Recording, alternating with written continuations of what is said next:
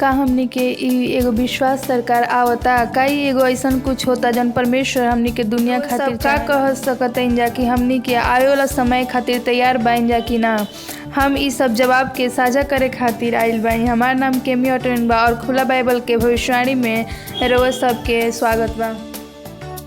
एक अंतर्राष्ट्रीय महामारी का उदय, कोरोना वायरस के बारे में समाचार, वैश्विक राजनीति का ध्रुवीकरण, कुप्रबंधक और भ्रष्टाचार, राष्ट्रीय आपदाओं में लगातार वृद्धि में ऑस्ट्रेलिया में झाड़ी की आग पूरे जगत में आयोला बा एक चेतावनी हो सकत बा। विश्व में अपनी यात्रा में वह वास्तविक जीवन के संघर्ष के साथ आमने सामने आयल बड़ी, लेकिन उनके बीच में उन्हें आशा के चमत्कार मिलल बटुए। बाइबल भविष्यवाणी की खुलासा के लिए केमी ऑटोमन से जुड़ी जा, क्योंकि वह साझा करत बाड़ी कि बाइबल की भविष्यवाणी पहले से कहीं ज़्यादा तेज़ी से कैसे पूरी हो रहल बा।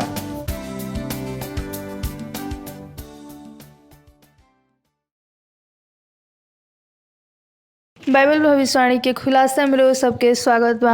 हम प्रार्थना करत हई कि ई कार्यक्रम रउआ सब खातिर एगो आशीर्वाद के रूप में होखी। अपन जीवन में परमेश्वर की योजना के स्पष्ट समझ जाए। याद रखी जा कि हमनी के पिछला सब प्रकरण awr.org बाइबल पर जाके देख सकतन जा। हमार लक्ष्य बा कि हमनी के रउआ सब आध्यात्मिक विकास के जारी रखी जा और संसाधन के साथ प्रदान करें जा।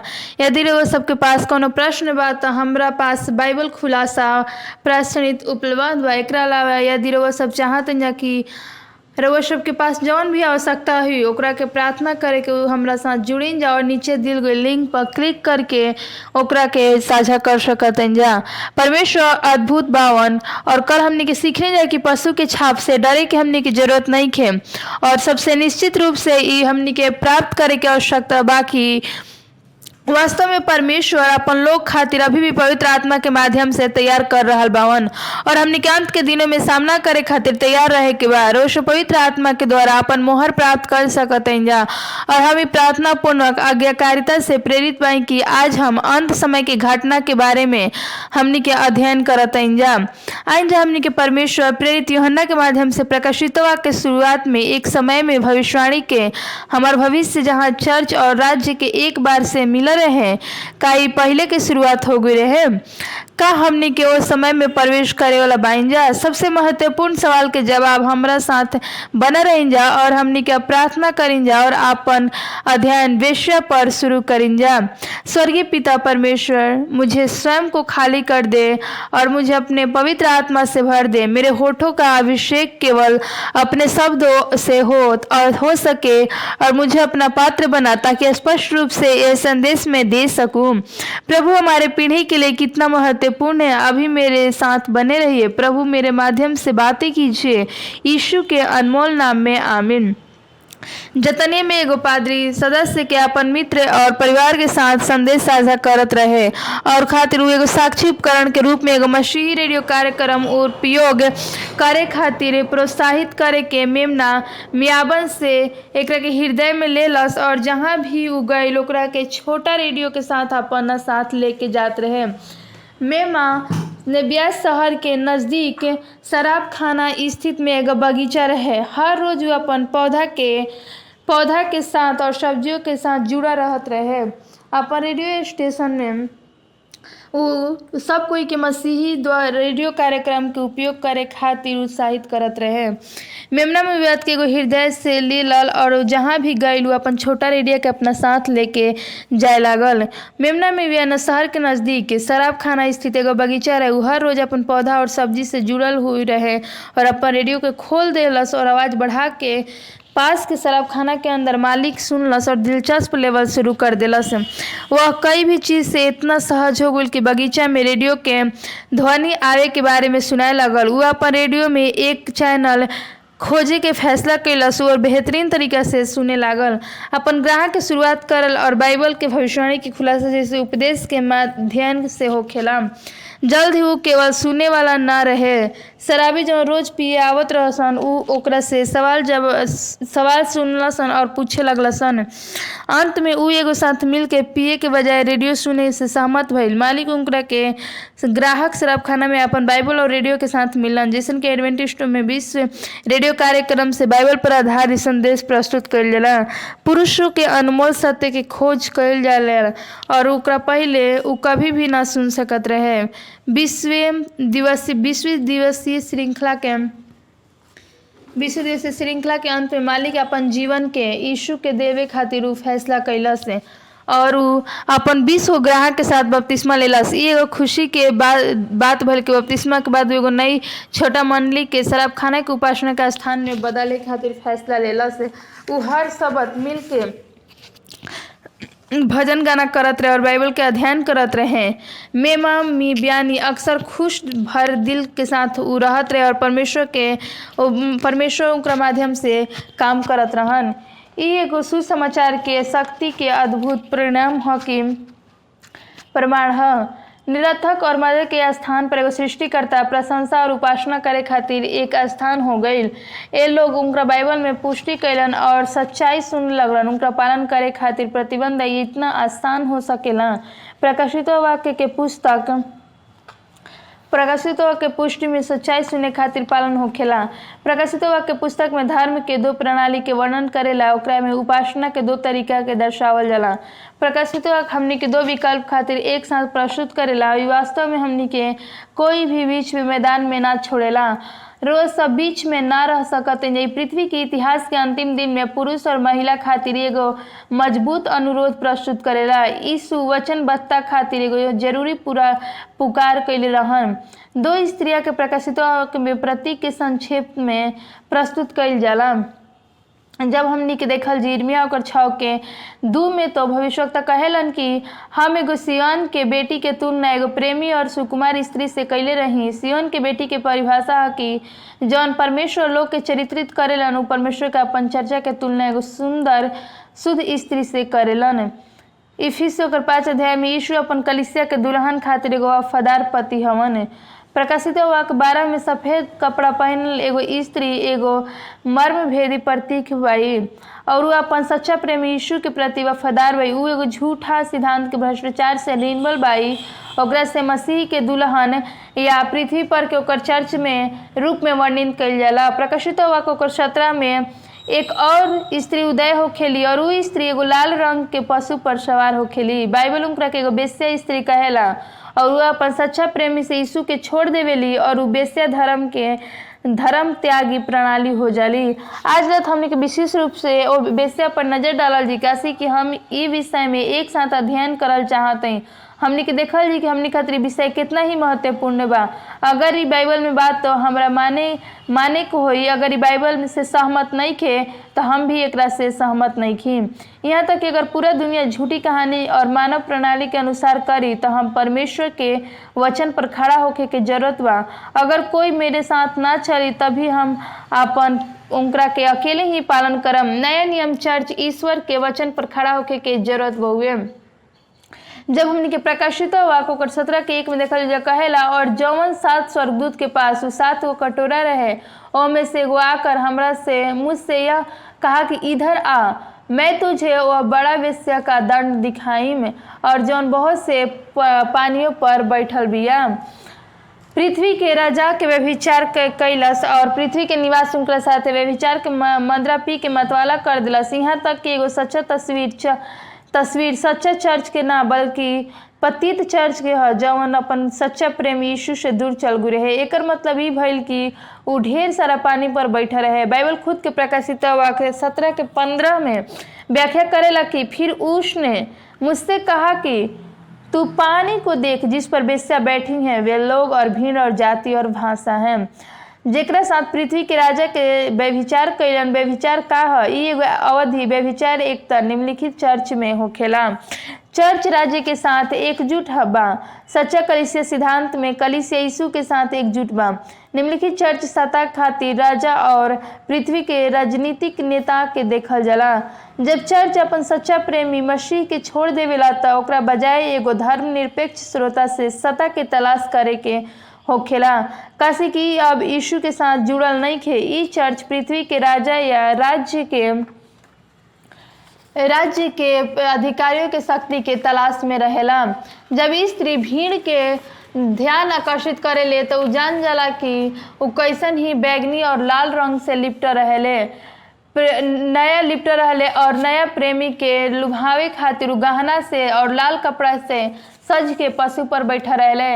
ई पतित कलीसिया राज्य से अपन शक्ति प्राप्त करेला और उ शासन के प्रभावित करके संस्था के ओकर झूठा शिक्षा के समर्थन देवेला।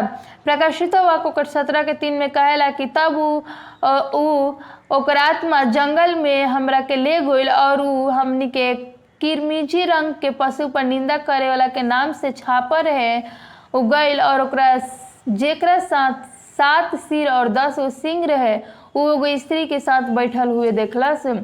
धर्म की एगो झूठा प्रणाली ईश्वर के विरोध में बा। ई शैतान के जाल बा। ईश्वर चेतावनी के एगो जलवंत तस्वीर पेश कर रहल बन। जब उ राजाओं के राजा के भविष्यवाणी में पशु के सौंपेलन उ हर एगो किसी के सिर पर चढ़ कर बोलन, ध्यान दीन जा बेश्या के जाल जेकरा से राजा प्रभावित करेलन उ स्वयं से काल प्रणाली और भ्रष्टाचार के कानूनी के नियंत्रण करे खातिर अपन शक्ति प्राप्त करेलन। पतित कलीसिया और राज्य के बीच में एगो अवैध संबंध जोड़ेला। प्रकाशित वाक्य ओकर 17 पर एगो उल्लेखनीय बयान देवेलन कि राज्य और चर्च परमेश्वर के अनमोल उपहार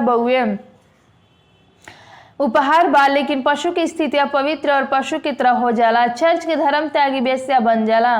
प्रकाशित वाक्य ओकर 17:4 में कहेला कि स्त्री बेजानी और किरमिजी कपड़े पहने हुए और सोना और बहुमूल्य मणि और मोतियों से सजी हुई थी और उसके हाथ में एक सोने का कटोरा रहे और जो घृणित वस्तु और ओकरा साथ व्यभिचार के अद्भुत भाषाओं से भरा रहे।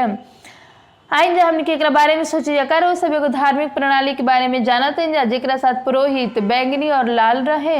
हाँ, बार प्रधान पुरोहित लाल पहनेलन जा और याजक गुड फ्राइडे के और पाम संडे स्टोर्स के लेट आगमन में बेंजानी और अंतिम संस्कार पर लाल कपड़ा पहनेलन जा। पोप द्वारा पहनल गईल अधिकारी कपड़ा जेकरा से हमने कोई भी संसारिक मुकुट के सोना और गहना में समृद्धि पोपी के तियरा के मूल्य से समझ के पर रहिन जा। हमने के कैथोलिक धार्मिक के प्रतीक पर धन लुटाए जाते जा। स्वर्ण मोती और कीमती पत्थर दुनिया भर में संत के कैथोलिक इमारत के मूर्ति के चित्रित कइल जाला। अब हमने में ई एगो विराम दिल चाहते कि हमरा साथ एगो व्यक्तिगत रूप से ई बतावल चाहत महत्वपूर्ण बा कि आज रात हम के विषय पे बात कर रहल बाइन जा जवन के हमनी खातिर बहुत ही संवेदनशील बउए। हमनी के हमार मानल बा कि जीवन के हर एक पड़ाव में सत्य के कई ईमानदार लोग होखेलन और जब सच्चाई के पता चलेला तब उ अपन एकर पालन करे लागल। यहाँ तक अद्वितीय जानकारी केवल रोमन कैथोलिक के प्रणाली के द्वारा निर्देशित होखेला जेकरा से कई सिद्धांत होखेला। ई हम स्पष्ट रूप से धार्मिक ग्रंथ के खिलाफ देखी न जा। हमार मानल बा कि यहाँ के साथ हमरा साथ कोई भी सत्य के तलाश कर रहल बा, चाहे वो सुने खातिर कितना भी कठिन क्यों न होखे, वो हमनी के 4 पद में जारी होखेला। तब हमने हाथ में एगो सोना के कटोरा रहे जौन घृणित ओकरा हाथ में एगो सोना के कटोरा रहे जौन घृणित वस्तु और ओकरा व्यभिचार के अशुद्ध वस्तु से भरा रहे। दूसरा शब्द में धर्म जहाँ हमनी के पतित प्रणाली के हाथ में जितना रंग बैंगनी और लाल के बहुमूल्य मंदिर और प्याला और सारा दुनिया के पियाला और झूठा सिद्धांत के भ्रमित मतवाला हो गइल बा। प्रकाशित वाक्य 17:5 में कहेला कि ओकरा माथा पर नाम लिखा रहे उ बड़ा भेद वाला और बाबुल पृथ्वी के बेश्या द्वारा घृणित रहे। तब यही से बाइबल कहेला कि जब वो एगो माँ के साथ बेश्या के माता भी कहाला जेकरा अर्थ होखेला वो अपन बच्चा से भी व्यभिचार करेला। हमने के देखी ना जा कि बाइबल रोमन कैथोलिक धर्म में माँ के रूप में पहचानल जाला। बल्कि कैथोलिक प्रणाली स्वयं के भी चर्च के माँ के रूप में कहेला। सितंबर 2000 में व्यक्ति ने फैसला कैलन कि कैथोलिक चर्च कहल जाई। सब चर्च के माँ और बहन चर्च के अन्य संप्रदाय के वर्णन करे खातिर प्रतिबंध लगावेला। जब हमनी के देखल जी कि उ अन्य संप्रदाय वर्णन करेला कि ओकरा साथ विश्वास में एकता में दिशे के प्रयास हो रहल बउए, और उ कहेलन कार्डिनल जोसेफ रेटजिंगर्स के हवाला देते हुए उ कहेलन कि बाद में बेनिफिट बन गईल और उनका से हमेशा स्पष्ट रूप से एक पवित्र कैथोलिक अंतिम हवाला प्रस्तुत करेला। अगुआ सार्वभौमिक चर्च बहन ना बल्कि चर्च के सब चर्च के माँ होखेलन। प्रोटेस्टेंट संप्रदाय कैथोलिक धर्म से बाहर अइलन, लेकिन उनका साथ कुछ झूठ बहिन सिद्धांत के बरकरार रखली और ई माता कलीसिया के बेटी रही। मित्र चाहे आपन धर्म कोई भी परमेश्वर उनका सत्य में वापस बुला रहल बावन। बस हमनी की ई मायने रखे के बा कि कितना दयालु बावन और हमनी के चेतावनी दे रहल बावन कि हमनी के समय निकालल जात कि ना। परमेश्वर हर सांस्कृतिक और हर एक संप्रदाय में अपन विश्व के लोग के बुला रहल बावन और उ जवाब दे रहन। भारत के तरह जब हमनी के एगो राजधानी शहर में पादरी और बिशप के मंडली के साथ मिलत जुलत संदेश साझा करी न जाता, हमनी के चर्च के अगुआ भविष्यवाणी के सत्य के खोज में रहेलन। वर्तमान में महत्वपूर्ण निर्णय लेवे के अपन परंपरा के छोड़ या अपन बाइबल के पालन करे खातिर होखेला। पपुआ के न्यू गिनी की तरह एगो सिर्फ एक प्रांत में 64 गो रविवार के पादरी उनका परिवार के साथ बाइबल के शब्द के सत्य के स्वीकार कैलन। सेवन डे एडवेंटिस्ट चर्च के बपतिस्मा पावल सदस्य एगो पपुआ न्यू गिनी में ना बल्कि पूरे विश्व में फिलीपींस के एंगाडा केन्या में भी हो रहल बा। लोग अब बाबुल के बाहर आ रहल बा और परमेश्वर उनकर त्रुटिया से बुला रहल बावन, जवन पोपीय चर्च में पतित के बस के पापी परमेश्वर के तरीका के विरोध में होखेलन। परमेश्वर अपन लोग के अपन वचन के सच्चाई खातिर बुला रहल बावन। ये हमार मानल बा कि ये बहुत ही मीठा और सुखदायक शब्द के अधिक कुछ चाहता, आरामदायक होखल और नकली के संवादित होता। हमनी खातिर एगो व्यक्तिगत रूप से सत्य और जाने की इच्छा के प्रबल या शांत होगे की इच्छा से अधिक मजबूत बा। हमारी मानल बा कि रउआ साथ हमनी के अध्ययन करत जा कि सीधा और साधारण बाइबल के सत्य देखल चाहते जा, तो हमनी के आई जा एक साथ मिलके देखल जी बाइबल में एकर मतलब का होई कि ई रहस्य बाबुल के महानता कहेला। पहला सदी के शताब्दी के बाबुल में जौन पुराना नियम में मौजूद रहे पहले ही समाप्त हो गई रहे। ई एगो शाब्दिक और भौतिक बाबुल के बारे में बात ना कर रहल बा, ई एगो आध्यात्मिक बाबुल के बारे में जिक्र कर रहल बा। दूसरा शब्द में एगो धार्मिक प्रणाली जौन परमेश्वर के वचन के शुद्ध शिक्षा से भिन्न होखेला। झूठा सिद्धांत बाबुल के नामक नकली प्रणाली के माध्यम से कलीसिया में आ गइल बा। ध्यान दें कि कलीसिया द्वारा स्वीकार कइल जाता कि ना, लेकिन परमेश्वर द्वारा ना। यूहन्ना 17:17 में कहेला कि सत्य के द्वारा उ पवित्र कैलन और तहार वचन सत्य बउए। पवित्र वचन के अर्थ होखेला एकर मतलब उनकरा से अलग करल ना, लेकिन परमेश्वर कहेलन कि हम अपन लोग के बाबुल के झूठा सिद्धांत से बुला रहल बानी और हमार वचन सत्य में जल प्रलय के ठीक बाद के द्वारा पुराना नियम में ई मनुष्य के ईश्वर के एकरकता रूप में देवे के योजना तैयार करी। एगो विशाल ढांचा जेकरा से बाबुल के गुम्मट के रूप में देखल जाला। उत्पत्ति 11:9 में लिखल बा कि एह कारण ओ नगर के नाम बाबुल पड़ल, काशी की सारा पृथ्वी के भाषा में जौन गड़बड़ी रहे जौन यहोवा ओकरा में डाल देलन और यहोवा मनुष्य के सारा पृथ्वी के ऊपर फैला देलन। जब पृथ्वी के प्रतिज्ञा के उल्लंघन देखल जाता तब विश्वास ना होई कि पृथ्वी में फिर से बाढ़ के नष्ट ना होई। काशी की ईश्वर के बाहर करके उ एगो मानवता निर्मित विचार के स्थापित कलन, लेकिन आप परमेश्वर के मात न दिहिन जा। ना दे सकते जा। हर बार जौन मनुष्य परमेश्वर के वचन के एगो नकली विकल्प चुनेला उ ऐसन हो सकेला कि हृदय में विद्रोह करी। लूसीफर अब एगो शैतान परमेश्वर के प्रेम के राज्य के खिलाफ विद्रोह कर दिलस। ई एगो शानदार राजनीतिक चाल में परमेश्वर बाबुल के गुम्मट के अपन भाषा में गड़बड़ी कर देलन। लोग अब बातचीत ना कर सकेला, उ एक दूसरे के समझे में असमर्थ रहे, यही से काम बंद हो गई। ये एगो उत्तम और दिलचस्प इतना प्रतिमा लागेला। बाद में शहर बाबुल के गुम्मट के देख करके बाबुल के निर्माण कैल गई रहे। बेबीलोन शब्द बेबल से आई रहे। बड़बड़ाना का अर्थ होखेला भ्रम जाना। बड़बड़ाना संदेश ध्वनि के बनावे खातिर एगो सुने वाला समझ में ना आवेला। मूर्खतापूर्ण या अधिक बात करे खातिर वचन के स्वर से अर्थहीन भ्रमण के कहल जाला कि दोनों दोस्त में ई एगो बड़बड़ाना से संबंधित और दिलचस्प बात करे वाला रहे। गंभीर निर्देश यीशु से मत्ती 6:7 में कहेलन कि प्रार्थना करत समय अन्य जाति के नहीं बकबक नइखे करे के, काशी कि उ समझेलन जा कि उनकरा बहुत बोले से उनकर सुनल जाई। यही से उ धर्म के मामले में जब कोनो कलीसिया मनुष्य के विचार के स्वीकार करेलन तो परमेश्वर के निर्देशन के बजाय एगो भ्रामक और भ्रमित हो जालन। ई मनुष्य के भ्रमित करे वाला विचार और परंपरा मनुष्य के विचार के छोटा कर देला। जब हमनी के एगो चर्च भ्रमे में रहेला तो एकरा ईश्वर द्वारा हटा सकते उ खो देवेला। एकरा विपरीत जब उ कोनो कलीसिया स्पष्ट रूप से परमेश्वर के सीधा और सरल सत्य के प्रचार करेला तो उ बड़बड़ाला ना। ई एगो घोषणा बा और सत्य के बड़बड़ा परंपरा के बीच बहुत ही बड़ा अंतर होखेला। दानियल 4:30 में कहेला कि ई एगो बड़ा बाबुल ना ह जेकरा से हम अपन बल और सामर्थ्य और राजनिवास होके खातिर अपन प्रताप के बड़ाई खातिर उ बसैले रहीन।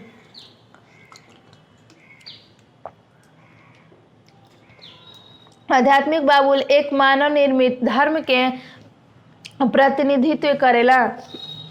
मनुष्य द्वारा मानव विचार और मानव शिक्षा पर आधारित मानव निर्मित धर्म के एगो रूप में चतुर प्रतिभाशाली मानव धार्मिक अगुआ के द्वारा बनावल जाला जवन सुसमाचार के शक्ति और यीशु पर निर्मित सच्चा कलीसिया के विरोध में खड़ा होखेला। हम सब के मानव प्रणाली के उपासना से बुला रहल बा और हमनी के वापस बाइबल के निर्देश में जाइल जाला। कुलुसियंस 1:18 में कहेला कि और वह देह अर्थात कलीसिया का सिर है और आदि में और मरे हुए में से जी उठाने वाला पहलौठा की सब बातों में वही प्रधान ठहरेगा। पुराना नियम में सांसारिक बाबुल के पास एगो सांसारिक सिर रहे और उ एगो बेबीलोन राजा के साथ एक कानून रहे। राजा नबूकदनेस्सर अपन शाही सिंहासन पर अपन मंदिर में बैठ के एगो ईश्वर के रूप में शासन कैलन। उनकर आज्ञा ईश्वर के आवाज रहे। यीशु हमनी के चेतावनी देवलन कि हमनी के एगो ऐसन प्रणाली के खोज करे के चाही जहां आध्यात्मिक बाबुल कहल जाला, जौन एगो आध्यात्मिक अगुआ होखे जहां परमेश्वर के रूप में बोले वाला दावा करे के होखे। हमनी के थिस्सलुनीकि ओकर 2:4 में देखल जौन लिखता कि जो विरोध जे करेला विरोध कर वो हर एक से जो परमेश्वर या पूज्य कहलाता है अपने आप को बड़ा ठहराता है, या यहाँ तक कि जो परमेश्वर के मंदिर में बैठकर अपने आप को परमेश्वर प्रकट करता है। एशिया 37:16 में कहले, हे सेनाओं के यहोवा, हे कब्रू पर विराजमान इज़राइल के परमेश्वर, पृथ्वी के सब राज्य के ऊपर केवल तू ही परमेश्वर है, आकाश और पृथ्वी का तू ही ने बनाया है। सचमुच ही एगो निंदा के परम कार्य अपन आप के परमेश्वर के तरह सफेद लिनेन में सजी के 2 कबूर के बीच विराजमान करेला। कसी की हमनी के देखल जी कि मूर्ति पूजा के रीति रिवाज से चर्च में रास्ता आपन रास्ता खोजेला और ठहरा दिहल जाला। प्रेरित पौलुस अपन भाई के चेतावनी दे रहल बावन कि अधर्म के भेद अभी भी कार्य करल जा रहल बा। 2 थिस्सलुनी 2:7 में, लेकिन धर्म के बेबीलोन प्रणाली के बारे में दूसरा बेबीलोन के पुराना सभी माध्यम से मूर्ति पूजा के एगो केंद्र रहे। प्रकाशितवा के गहरा समझे खातिर बाबुल महान के 17 गो रहस्य से बचेली, जबकि पुराना नियम से बाइबल के अंतर्दृष्टि इकट्ठा करल जी। मूर्ति पूजा बाइबल के संपन्न होखेला, जबकि मसीह में सीधे ओकरा पास आवे खातिर आमंत्रित करेला। हमनी के बीच में कुछ करे के आवश्यकता नहीं कि हमनी के मूर्ति पुरोहित और संत के तरह दूसरा के प्रार्थना के माध्यम से यीशु के पास आवे के कोनो आवश्यकता नहीं खे। उ हमनी से इतना प्रेम करलन कि उ हमनी के बहुत ही करीबी से जानेलन और वह सबके अपन उद्धार के बीच में कुछ चीज के जरूरत नहीं खे। निर्गमन 20:4 और 5 में परमेश्वर कहलन कि तू अपने लिए सिद्धांत के जीवित और पुराने चर्च की आत्मा है और दोनों आप में हर रात और हर समय तू अपने लिए कोई मूर्ति खोद कर ना बनाना और ना किसी की प्रतिमा बनाना जो आकाश में या पृथ्वी के जल में है। तू उसको दंडवत ना करना और ना होकर उपासना करे के बा काशी की हम ही एगो परमेश्वर यहोवा जलन रखे वाला ईश्वर बानी और जवन हमरा से बैर रखे उनकर पोता पोती बेटा बेटी पितरों को भी दंडवत होई। का अपन रो सब सुननी जा। यीशु कहलन कि मूर्ति के उपासना के व्यवहार नहीं के करे के। बाबुल में मूर्ति के इस्तेमाल कैले गो व्यापक तौर पर से कई रहे। वो मूर्ति में से कई गो पोपियों के रोम तक के अपन रास्ता और मसीह की कलीसिया के धीरे धीरे प्रवेश कर रहे। चर्च के पादरी या अगुआ ओकरा के पूजनीय के पवित्र के रूप में अपन द पुस्तक ऑफ हिस्टोरी के अमेरिकन कैथोलिकवादी में एगो कैथोलिक इतिहासकार थियोडोर मेनार कहल जालन। उ कई मूर्ति पूजा कृति के साथ कैथोलिक खत्म कर देलन। जब हमने कि यूहन्ना 14:16 में देखल कहला यीशु घोषणा करेलन कि यीशु कहलन कि मार्ग और सच्चाई और जीवन हम ही बानी, बिना हमरा द्वारा कोई भी पिता के पास ना पहुंच सकेला।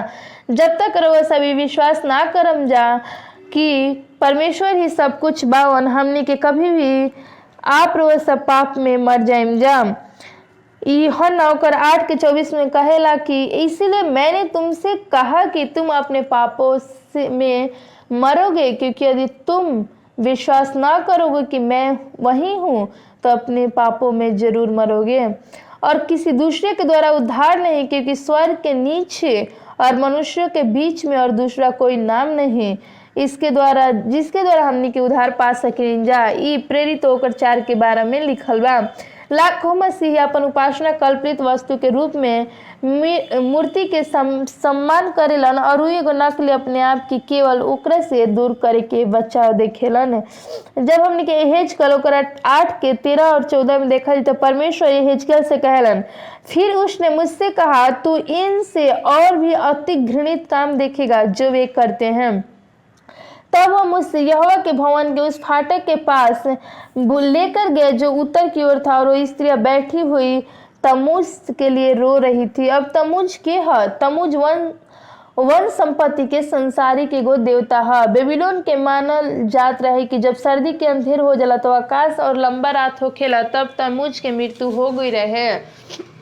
लेकिन बसंत में अब वो जीवित हो गए और परमेश्वर के कुछ लोग यहूदी के बाइबल के सीधा पोपिये से झूठा विचार के स्वीकार करलन। यही से हेजकल उनकरा के तमुज के उपासना के रूप में वर्णित करेला। मृत्यु के उपासना एगो गलत सिद्धांत के मृत्यु के जीवित के मूर्ति पूजा के सीधे पुराना नियम चर्च में आत्मा अमर बा। दोस्त हमनी की हर रात हमनी के साथ रहेंगे और बाइबल के मृत्यु के बारे में का कहेला। सब उपदेशक 9 के 5 में क्योंकि जीवते तो इतना जानते हैं कि वे मरेंगे, परंतु मरे हुए कुछ भी नहीं जानते कि न उनके कुछ और मिल सकता है क्योंकि उनका स्मरण मिट गया है। शैतान की मानव जाति से पहला झूठ रहे, आप निश्चित रूप से ना मर बजा। उ कहलन हवा तू अमर रहबू और प्राचीन झूठ आज भी वर्ष बाद मनुष्य के धोखा दीही। आत्मा के अमरता ई मरल हुए के उपासना करेला और उ एगो तस्वीर के सामने झुकेला जवन कथित रूप से मृत्यु के सब प्रतिनिधित्व रहे। नकली विचार ओकरा साथ कारण मृत्यु खातिर एगो प्रसाद ले जाए के मूर्ति पूजा के सिद्धांत रहे। आज हमनी के पुरोहित के झूठा सिद्धांत के देखल जी और जानल जी कि उ कहाँ कहाँ मंडराला। हमने के अध्ययन कैनी जा कि बाइबल में कैसन मृत्यु के नींद से पवित्र शास्त्र में 50 बार तुलना कइल जाइल बा। चूँकि मरल हुए लोग अपन कब्र में रही लेकिन उनकर आत्मा मंडरात रही कौन रही। उमरल लोग नहीं प्रकाशित वाको कर 16 के 14 में बतावेला कि ई एगो चिन्ह दिखावे वाला दुष्ट आत्मा बा जौन सारा संसार के राजा के पास निकल कर जाई और ओकरा के सर्वशक्तिमान परमेश्वर ओ बड़ा दिन से लड़ाई खातिर इकट्ठा करी। दूसरा राजा ओकर 23 के 24 में लिखल बा कि फिर ओझा भूत सिद्धि वाला गृह देवता मूर्ति के जितना घिनौना वस्तु यहूदा देश और यरूशलेम में जहाँ कहीं दिखाई पड़ी उस सब के यीशुस के मनसा के नाश कर दी। व्यवस्था जौन ओकरा 7 पुस्तक में लिखा रहे वो हिजकिया याजक के यहोवा के भवन में मिल रहे ओकरा से वो पूरा करी। कार वो सब स्रोत से दूर रखम जा। अभी आज्ञा वचन के पालन कर रहे बा कि एक बारे में सोचें जा। आत्मा के अमरता के शिक्षा मसीह के दूसरा आगमन के शक्ति के छीन ली। फिर हमने के काहे पृथ्वी के बचावे खातिर एगो उद्धारकर्ता की आवश्यकता होई। काशी के हमने के मरे के बाद में स्वर्ग में मंडरायल जाई। का हमने के मरे के बाद स्वर्ग में मंडरायल जाई। अगर वो के पास ये विश्वास बा तो आत्मा के नस्तत्व पे तो आप माने जा कि आप भी मरल जी हमने के और तुरंत स्वर्ग में जायल जाई। लेकिन अगर ये सच हो तो यीशु अपन कब्र से मृत्यु के फिर भी जीवित करे खातिर काहे अहन यदि वो पहले से ही स्वर्ग में बावन तो ई गलत शिक्षा दूसरा बार आवे खातिर आवश्यकता के हटा देवेला।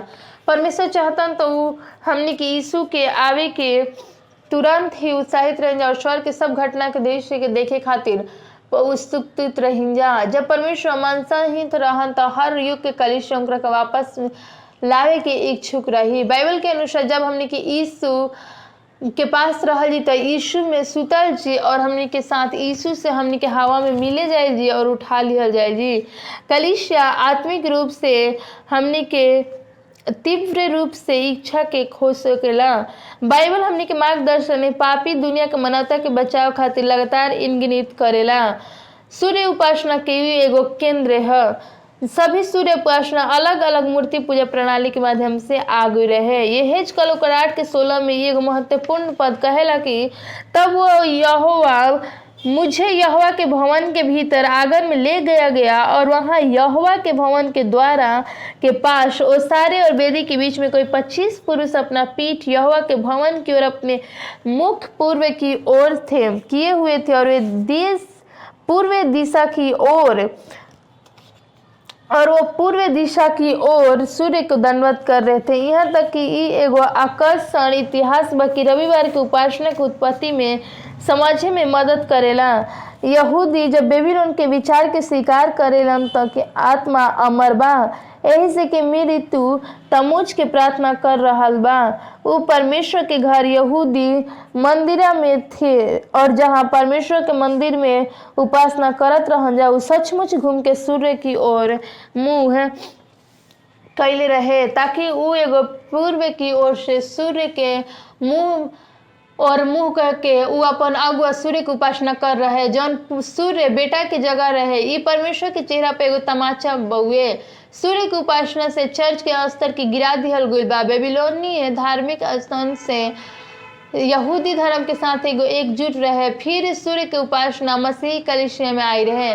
जेम्स जी फ्रेजर भाग 1 पृष्ठ 529 द्वारा प्रकृति के आराधना में कहेला कि हवाला देत कहला कि प्राचीन बेबीलोन में सूर्य और प्राचीन काल से उपासना कइल जाला। अंतिम हवाला सूर्य पवित्र के रूप में पूजनीय रहे। सूर्य उपासना एगो भाग रहे। मसीही कलीसिया में शैतान शुरू में ही हमला करेला। हमनी के पुस्तक टू बेबीलोन पृष्ठ 105 में कहेला कि मूर्ति पूजा और नाम मात्रा मसीही के बीच समझौता करेला। रोम एकरा पीछे कहेला ईसाई द्वारा और मूर्ति पूजा के त्योहार के सम्मानित करे के उपाय करेला। जब पोपी और मसीही धर्म के एगो करे रहेला तो मूर्ति पूजा में डूब गए। एकरा तरह अन्य चीज हाथ में मिलावल जाला। अंतिम हवाला बहुत सारा मसीह धर्म के साथ हाथ मिलावेलन। रविवार पोपी और मसीह धर्म के एकजुटा करे खातिर ई एगो माध्यम बन गईल बा। कार वो सब देख सकत हैं कि परमेश्वर प्रकाशित वाक्य 17 में का कहेलन। वो कहेलन कि कई झूठा सिद्धांत चर्च में आई और चेतावनी दी कि बड़ी माता कलीसिया पवित्र शास्त्र के सच्चाई से दूर हो गई बा। यहाँ तक शायद अपने आप के अविश्वसनीय अद्भुत कथन भी बताई। एगो बैप्टिस्ट लेखक द्वारा पढ़ल गईल और आप में बैप्टिस्ट से उ एगो रुचि लेलस। द बैप्टिस्ट मैनुअल के लेखक डॉक्टर एडवर्ड टी हैक्सॉक से उ 1893 में सैकड़ों बपतिस्म बैप्टिस्ट से खातिर एगो दिलचस्प बयान देले रहन। उ समझत रहन कि रविवार कलीसिया में उ कैसे होखी। रोज सबकी अफसोस हुई कि रविवार पोपीय छाप के डेनमार्क के साथ आई रहन और उस सूर्य के परमेश्वर के नाम के साथ नामकरण कलन, फिर अपनावल गलन और पोप के द्वारा दृढ़ के उ धर्म त्याग वाई टू प्रोजेक्शन पवित्र विरासत के रूप में सामने अलन। एहेज कल ओकर 20 के 12 में लिखले बा कि फिर मैंने उसके लिए विश्राम दिन ठहराया जो मेरे उनके बीच में एगो चिन्ह ठहरेगा और वे जानेंगे कि मैं यहोवा उनका पवित्र करने वाला हूँ। प्राचीन बेबीलोन से शिक्षा बड़ी माता कलीसिया में घुस गई रहे। प्रोटेस्ट चर्च माता कलीसिया के छोड़ के और परमेश्वर के महापुरुष प्रोटेस्ट सुधार के उदय भइल, लेकिन वो माता चर्च में त्रुटि बनावे खातिर रह गई। आत्मा के अमरता रविवार के उपासना के तरह उनकरा से कई यीशु से प्रेम कर रहलन, लेकिन हमनी के अंतिम दिन में जी रहल बन जा हमनी के सच्चाई और एकरा द्वारा पालन करी जा। परमेश्वर सब खातिर बाइबल के भविष्यवाणी कर रहल बन। बपतिस्मा के कैथोलिक तरीका के एपोसिक्लियन पेंटोक्लासन एजुकेशन हर जवन चीज यीशु से प्रेम रखेलन उनका सच्चाई पर चले खातिर ही हो सकेला। जब हमनी के शब्द के बारे में बाइबल के ग्रंथ के बहुत सारा ही असहज हो गए। जब हमनी के हेलन प्रचार करत रहे तो जानबूझकर शब्द के विषय में भेज गए कि कोई भी पाठ छोड़ देते रहे। एगो रविवार जब वो चर्च में अपन संदेश दे रहत रहे तो फिर से उनका वचन में से एगो वचन छोड़ल चाहत रही। वो उनकर गहन अध्ययन करे के आवश्यकता रहे। घर के रास्ता में वो अपन पति के प्रार्थना के अगर परमेश्वर उनकरा के वो सच्चाई की ओर ले जइहन तो वो पालन करिहन। ई प्रार्थना एगो प्रार्थना जेकरा से परमेश्वर हमेशा जवाब देलन। परमेश्वर चौथा आज्ञा उनकरा जवाब दिलन कि अपन सच्चाई के खुलासा कर और उस सुंदर 7वां दिन के स्वीकार कर लेहन। और अब हेलेन और साइमन बपतिस्मा लेके और 7 डे एडवेंटिस्ट चर्च में वो शामिल हो गए बावन जा। उस 7 बच्चा के साथ अपने सच्चाई के साझा करेलन जा और प्रतिबिंब के अपना घर से भी तोड़ देलन जा। उनका संपत्ति पर गजब ही एगो चर्चा निर्माण करेला। एहेज कल के दिन में उ जब परमेश्वर लोग के साथ के बीच में गलती भई रहे तब परमेश्वर रोलन और जैसन के एहेज कल 20 के 26 में कहन के अर्थात उ अपन सब पहिलौठा के आग में होम करे खातिर रीति से उनकरा के भेंट के द्वारा अशुद्ध कर जइहन जेकरा से उ निर्वश कर डलिहन। तब वो जान लिहन कि हम एगो यहोवा बानी। और दानियल अपन आँख के मेरे पवित्र चीज से छिपे ताकि उनका बीच में पवित्र हो जाइए। आज हमने एगो शक्ति बने खातिर दानियल के बाहर बुलाएं जा और दानियल 7 के 25 में का लिखल बा देखी जा। और वह परमेश्वर के विरोध बातें करेगा और परम प्रधान के पवित्र लोग के पीछ डालेगा और समय और व्यवस्था को बदल देने की आशा करेगा, वरन 3.5 काल तक जब वो उसके वश में न कर दिए जाएंगे।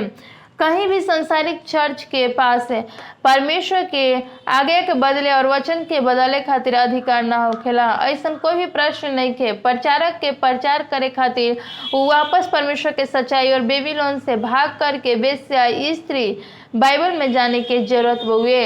परमेश्वर के चरित्र और राज्य के बारे में बाबुल के झूठा शिक्षा और लोग के बाहर निकाले खातिर ही हो सकेला। परमेश्वर की उपासना के जगह पर झूठा प्रणाली के पालन होई इस शैतान के सिद्धांत हो सकेला।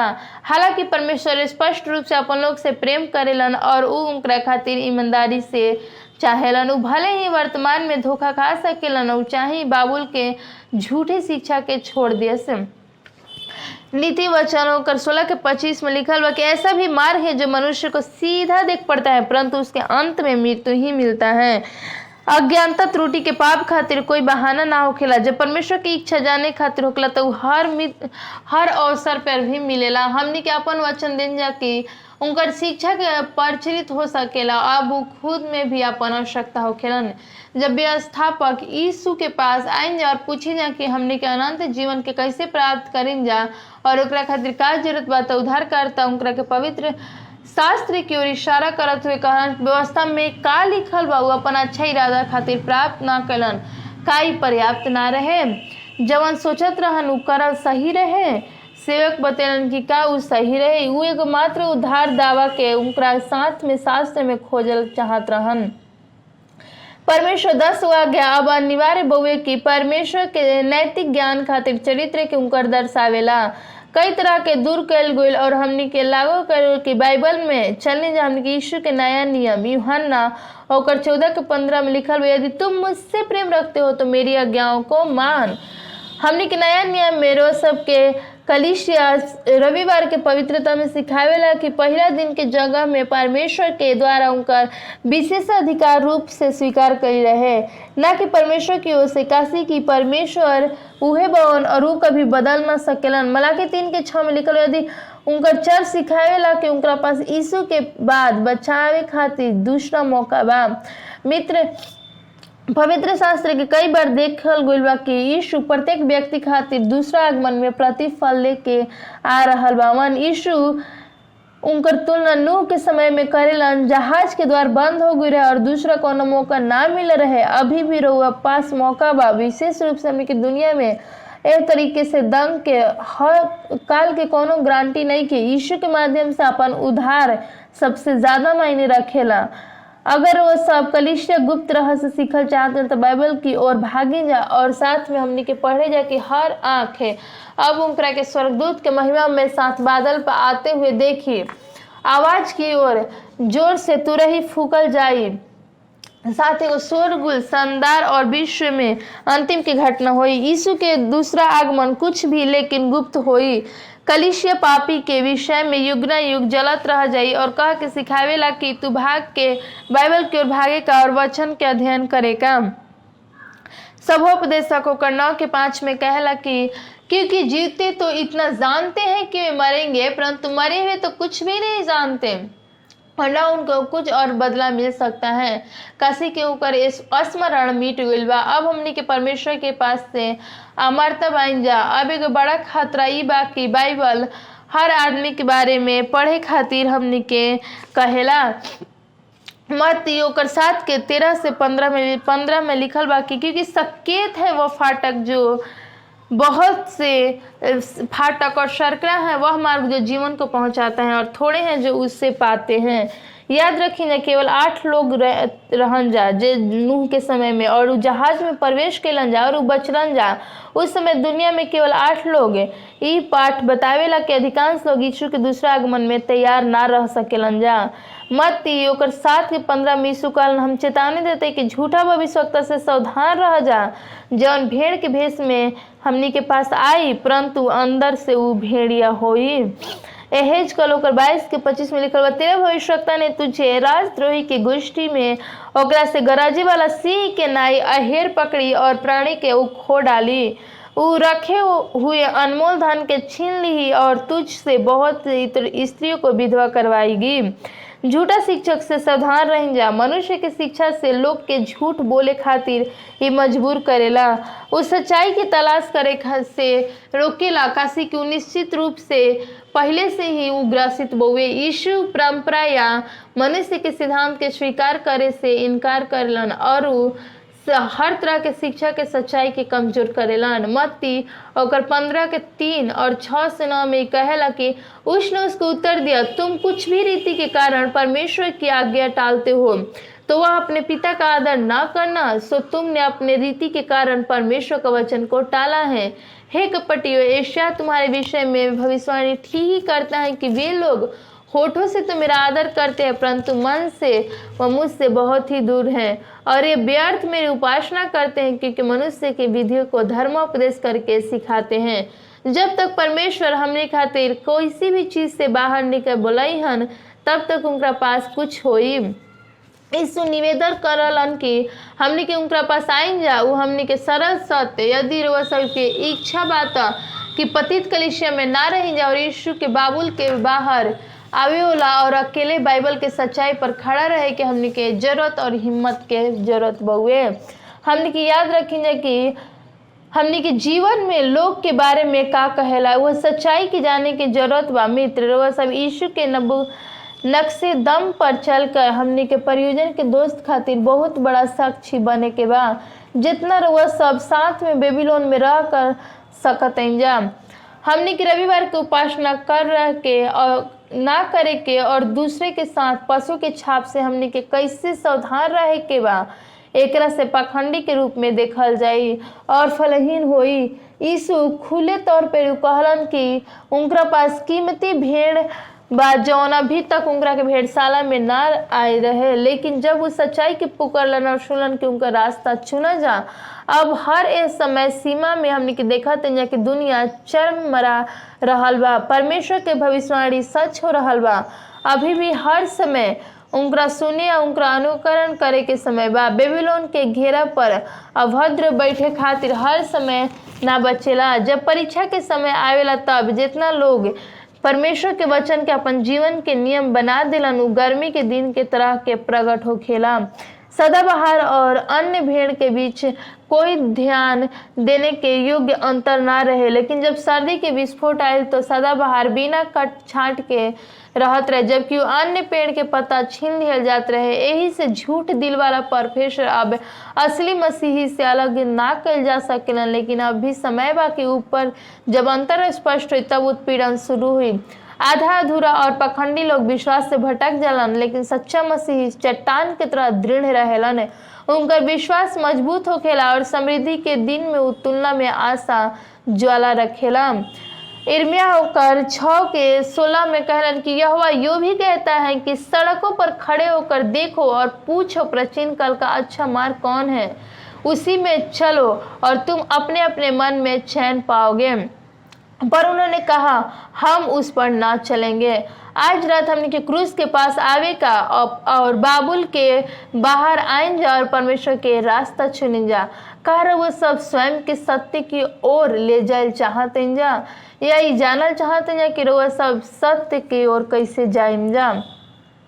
तो हमने के हर समय परमेश्वर के साथ जब हमनी के परमेश्वर कहलन कि हमनी के हर एगो सच्चाई के तलाश करे के बाद तो हमनी के सच्चाई में चले के बहुत ही जरूरत बा।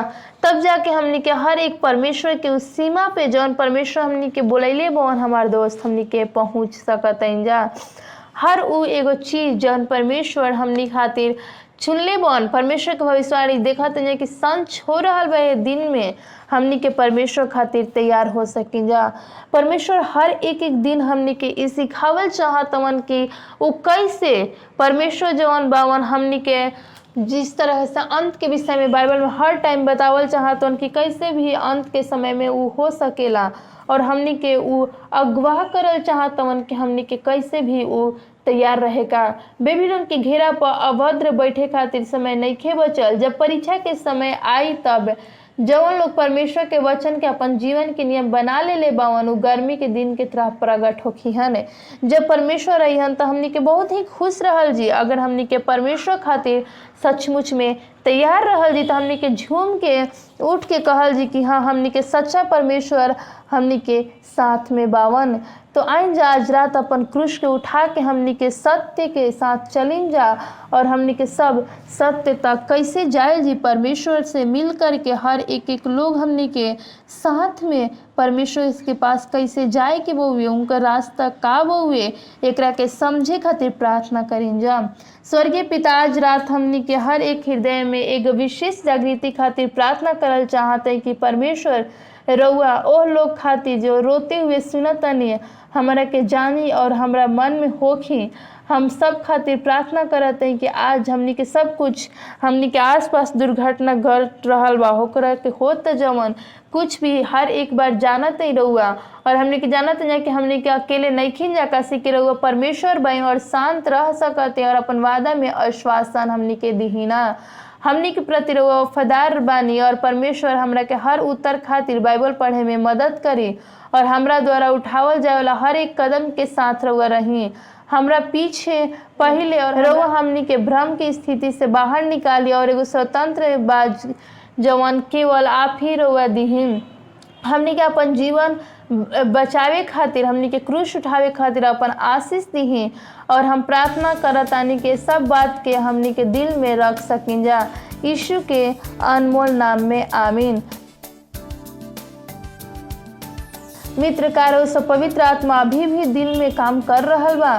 कार वो सब ई कबो सोचले बाइन जा कि हमनी के यीशु के रास्ता कैसे तैयार करेगा। अवश्य से और हमनी के रउआ सब के जो भी प्रार्थना निवेदन हुई, रउआ सब नीचे दिए हुए लिंक पर क्लिक करें जा और अपन प्रार्थना निवेदन और जितना भी टिप्पणी हुई कि रउआ सब वचन के बारे में का सुनल चाहते हैं जा, हमरा द्वारा ये लिंक पर जाके नीचे क्लिक करके साझा कर सकते जा, ताकि हमनी के एक साथ मिल के रउआ सब खातिर प्रार्थना करें जा और एक साथ बाइबल के श्रृंखला में आगे बढ़ सकें जा। परमेश्वर के मार्ग चुने जा सब कोई। और आज के ई रात में रउआ सब के बहुत बहुत धन्यवाद।